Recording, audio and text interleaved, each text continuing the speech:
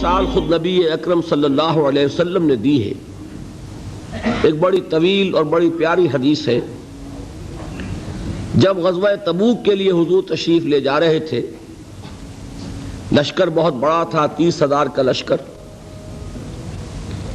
اس وقت ایک موقع ایسا آیا کہ چونکہ رات کو سفر کیا کرتے تھے، عرب میں آپ کو معلوم ہے دن میں شدید گرمی، لہذا جب طویل سفر ہوتا تھا تو زیادہ سے زیادہ کوشش ہوتی تھی کہ رات کے وقت جتنا بھی فاصلہ طے ہو جائے، پھر فجر کی نماز ادا کر کے بھی جب تک دھوپ کی تمازت نہ ہو، جتنا بھی آگے سفر طے کر لیا جائے، جب دھوپ ہو جاتی تھی تو پھر قیام۔ ایک مرتبہ ایسا ہوا کہ ساری رات چلتے رہے، پھر فجر کی نماز ادا کی، پھر لشکر کا کوچ ہو گیا، تو اب ظاہر بات ہے وہ وقت ایسا ہوتا ہے کہ شدید نیند کا غلبہ ہوتا ہے، تو تمام صحابہ پر نیند کا غلبہ ہو گیا۔ نتیجہ کیا نکلا کہ اب اونٹنیاں جو ہے یا اونٹ جن پر وہ سوار تھے، انہیں گویا کہ آزادی نصیب ہو گئی۔ کسی کا منہ ادھر کو اٹھ گیا ادھر چل پڑی، کسی کا ادھر اٹھ گیا ادھر چل پڑی، کسی کو کیکر کا درخت نظر آ گیا، اس میں کھڑے ہو کر ناشتہ فرمانا شروع کر دیا، اس لیے کہ جو اوپر سوار ہے وہ اونگ رہا، اور لشکر پورا منتشر ہو گیا۔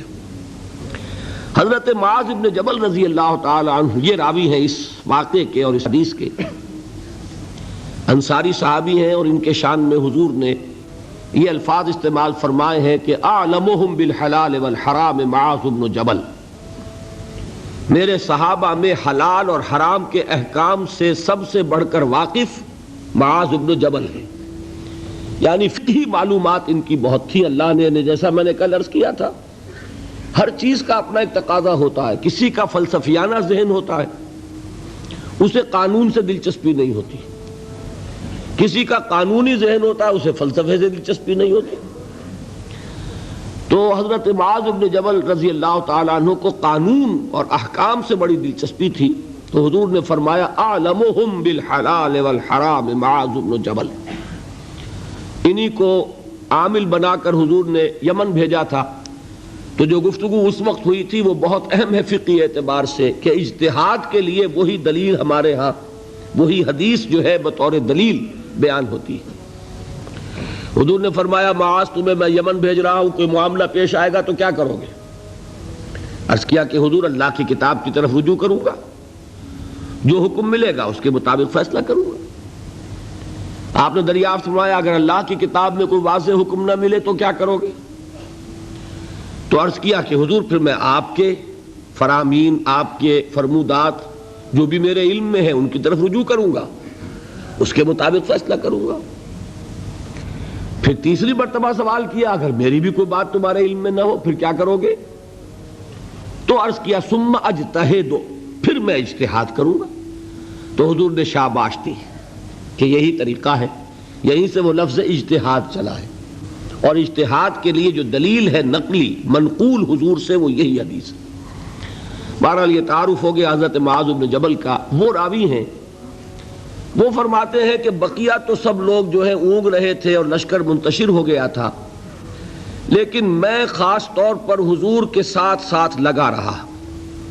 حضور کی اونٹنی چل رہی ہے، میں نے بھی اپنی سواری کو ساتھ لگائے رکھا۔ اس کی وجہ تھی کہ تخلیہ میں ایک بات پوچھنا چاہتے تھے حضور سے، تو اس کے متلاشی تھے، لہذا اب آدمی جب اس کو ذہن پہ کوئی ایک ارادہ ہو تو اونگ نہیں آئے گی نا، لہذا وہ جاگ رہے ہیں، پوری طرح ہوشیار ہیں۔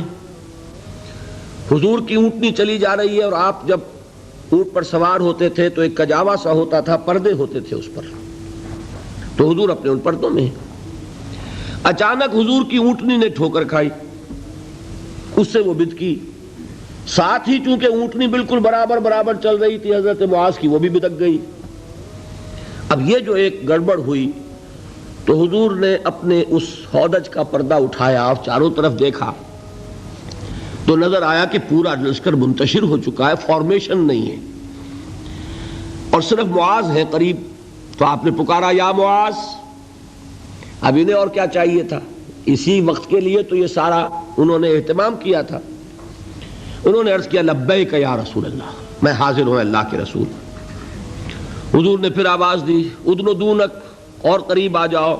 قریب ہوئے، ادنو دونک، اور قریب آ جاؤ، یہاں تک کہ الفاظ یہ ہیں کہ دونوں اونٹنیاں ایک دوسرے سے مس کرنے لگیں، بالکل برابر برابر. حضور نے فرمایا معاذ سے رضی اللہ تعالی عنہ کہ میں نہیں سمجھتا تھا کہ لشکر اس طرح منتشر ہو گیا ہوگا اور لوگ مجھ سے اتنے فاصلے پر ہوں گے. اب اس کی جو اصل اہمیت ہے اس کو سمجھ لیجئے کہ اس طرح حضور کا تنہا چھوڑ دیا جانا یہ تو بہت خطرناک ہے. عام حالات میں بھی کوئی کمانڈر ہو، سپہ سالار ہو، وہ اس طرح اکیلا رہ جائے تو دشمن کو موقع ملے. تو حضور نے اس انداز میں فرمایا ما کنت احسب الناس کا مکانہم من بعد، میں نہیں سمجھتا تھا کہ اتنے فاصلے پر ہوں گے لوگ. تو میں عرض کیا کرتا ہوں یہ موقع ہوتا ہے اگر ہم جیسا کوئی ہوتا تو وہ اپنی خاص خدمت کا ذکر کرتا، دیکھیے حضور، اور دوسرے لوگوں کی تنقیص کرتا. لوگوں کو خیال ہی نہیں ہے، توجہ ہی نہیں کرتے، اور میں تو بالکل آپ کے ساتھ لگا ہوا ہوں. اس کے برعکس طرز عمل تھا حضرت معاذ کا.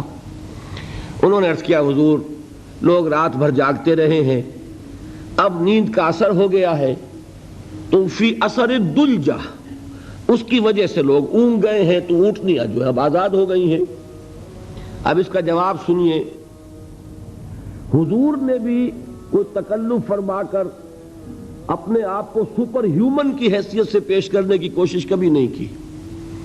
آپ نے فرمایا وَأَنَا كُنْتُ نَاعِسًا، ہاں میں تو خود بھی اونگ رہا تھا صلی اللہ علیہ وسلم. یعنی یہ معاملہ جو ہے انہوں نے معذرت پیش کی سب کی طرف سے، اور حضور نے وہ معذرت بھی قبول کی اور اتنی بڑی بات فرما دی انا كنت ناعسا، ہاں بات بالکل ٹھیک ہے، میں خود بھی اونگ رہا تھا.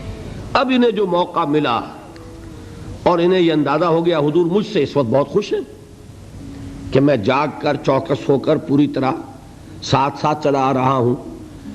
تو اب حضرت معاذ عرض کرتے اذن لی، حضور مجھے اجازت دیجئے ان اسألک عن شیء، کہ میں آپ سے ایک سوال کروں. قد امرضتنی واسقمتنی واحزنتنی، جس نے مجھے نہایت دلگیر کر دیا ہے، غمگین کر دیا ہے، نہایت مجھے مریض کر دیا ہے. یعنی ایک ایسی دھن مجھ پر سوار ہے، میں سوچ سوچ کر بیمار ہو گیا ہوں. حضور نے فرمایا سل ما شئت، بڑا پیارا انداز ہے یہ، جیسے کبھی آپ بادشاہوں کی کہانیوں میں سنتے ہوں گے، پڑھتے ہوں گے، بادشاہ راضی ہو گیا مانگو کیا مانگتے ہو. تو یہاں تھوڑا سا اس کا انداز ہے سل ما شئت، جو پوچھنا چاہو پوچھو، کھلی چھوٹ ہے. اس وقت ظاہر بات ہے تخلیہ بھی ہے اور حضور کا خاص اس وقت التفات ہے. تو انہوں نے سوال کیا، یہ ہے اصل میں میرے اور آپ کے سوچنے کی بات. صحابی ہیں، صحابہ میں اس درجے کے حامل ہیں کہ حضور نے سپرلیٹو ڈگری استعمال کی ہے خاص اعتبار سے. افعل التفضیل اعلمهم بالحلال والحرام معاذ بن جبل، صحابہ میں حلال اور حرام کے سب سے زیادہ جاننے والے معاذ بن جبل ہیں. حضور کے نکاحوں میں ان کا وہ مقام ہے کہ یمن کا گورنر بنا کر بھیجا ہے، لیکن انہیں کیا فکر دامنگیر ہے. عرض کرتے ہیں حضور مجھے وہ بات بتا دیجئے، حدثنی بشیء یدخلنی الجنہ ویباعدنی عن النار. حضور مجھے وہ ایک بات بتا دیجئے جو مجھے جنت میں داخل کرا دے، جہنم سے چھٹکارا دلا دے. یہ ہے وہ راہ نجات موضوع جس پر یہ ساری گفتگو ہو رہی ہے. اس کی اہمیت کیا ہے؟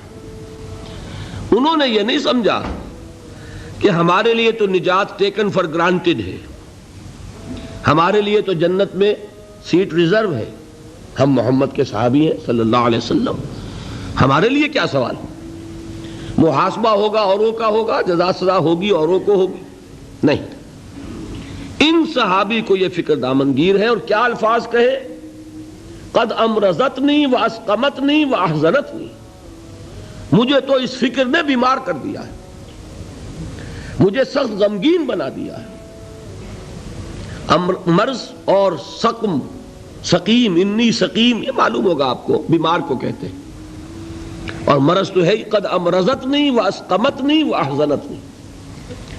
اب اس کا جواب حضور نے جو دیا وہ اس وقت اس کے پورے الفاظ مجھے یاد نہیں، لیکن وہ وہی ہے جو سورۃ العصر میں آ رہا ہے ہمارے سامنے.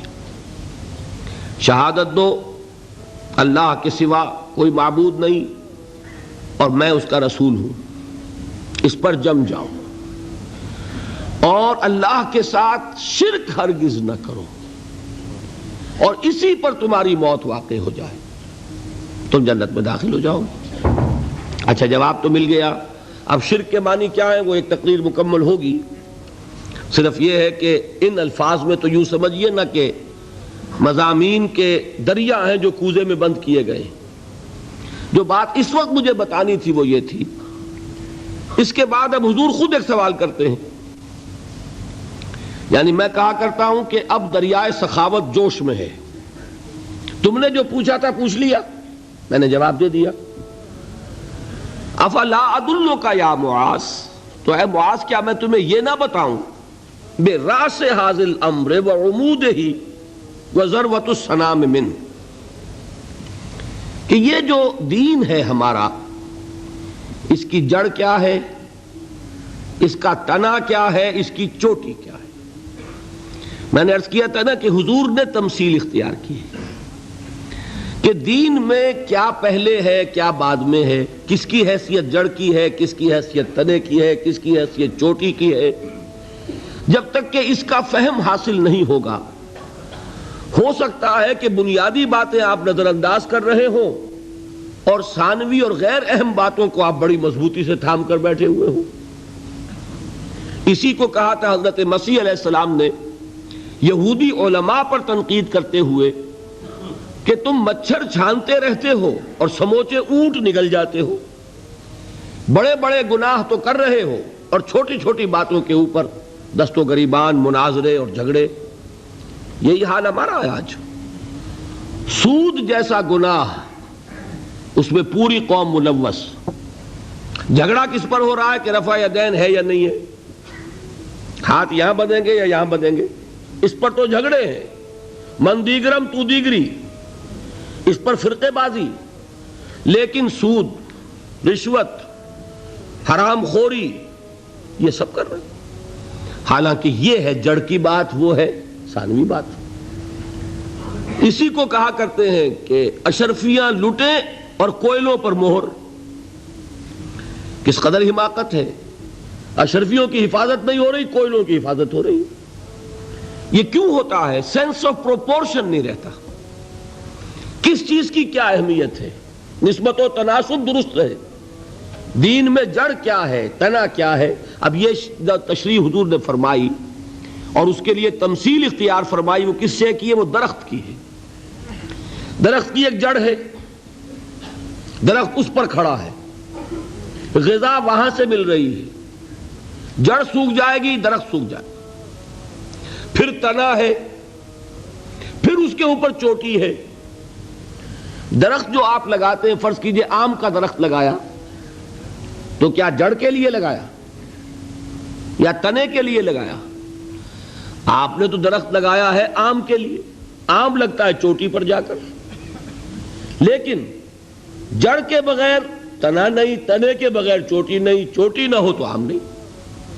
اس تمثیل کو ذہن میں رکھیے کہ آپ نے فرمایا افلا ادلک یا معاذ، اے معاذ تم نے جو سوال کیا وہ تو میں نے جواب دے دیا. مزید کیا میں تمہیں یہ نہ بتاؤں کہ براس ھذا الامر، اس کی جڑ کیا ہے، وعمودہ، اس کا تنا کیا ہے، اور ذروۃ السنام منہ، اس کی چوٹی کیا ہے. حضرت معاذ کو کیا کہنا تھا اس کے جواب میں؟ بے ابی انت و امی یا رسول اللہ فقلنی، حضور مجھ پر، آپ پر میرے ماں باپ قربان ہو، ضرور فرمائیے، اور کیا چاہیے. اب آپ نے فرمایا راس ھذا الامر شہادت ان لا الہ الا اللہ محمد رسول اللہ. کلمہ شہادت اس کی جڑ ہے. وعمودہ، اور اس کا تنا کیا ہے؟ اقام الصلاۃ و ایتاء الزکاۃ، نماز کا قائم کرنا، زکوٰۃ کا ادا کرنا. اور اس کی چوٹی کیا ہے؟ وضربۃ السلام منہ الجہاد فی سبیل اللہ۔